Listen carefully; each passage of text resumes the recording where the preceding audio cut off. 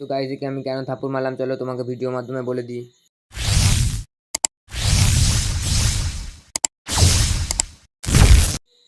তো hello guys, আজকে আমরা চলে যাচ্ছিলাম ভিডিও শ্যুট করতে। সেদিনকার বৃষ্টি পড়েছিল সেই জন্য যেতে পারিনি, তাই রাত্রেবেলা আমরা চলে যাচ্ছিলাম ভিডিও শ্যুট করতে। আর সেদিনকার ওয়েদারটা খুব খারাপ ছিল, তাই ভাবছিলাম বৃষ্টি পড়বে কি না। আর গাইজ কী বলবো, এ দাদাটার বাইকে ছিল না পেট্রোল, তাই আমরা এখন চলে যাচ্ছিলাম পেট্রোল পাম্পের দিকে। আর তো ভিডিও শ্যুট করা হলো না, রাত হয়ে গিয়েছিল জন্য। তাই গাইজ ভাবলাম যে আজকে ভিডিও না বানাই, কালকে ভিডিও বানাবো। তো হয়েছিল কি, আমি আমার একটা বন্ধু যাচ্ছিলাম, ওর একটা দরকারের কাজ ছিল সেই জন্য। গাইজ ওর একটু বেশি অ্যাটিটিউড, একটা মেয়ে ওর দিকে তাকাইলো, ও চুলটা ঠিক করে নিল।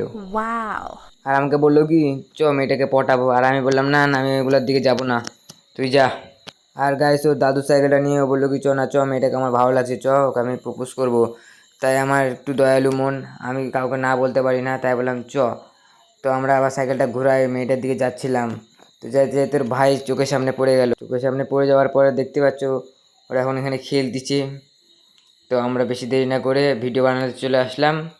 আসার পরে দেখো ও খুব খুশি হয়েছে মেয়েটাকে প্রপোজ করছে জন্য, আলাদাই খুশি হয়েছে। দেখো গাইজ খুশি থেকে মারতে চলে যাচ্ছে।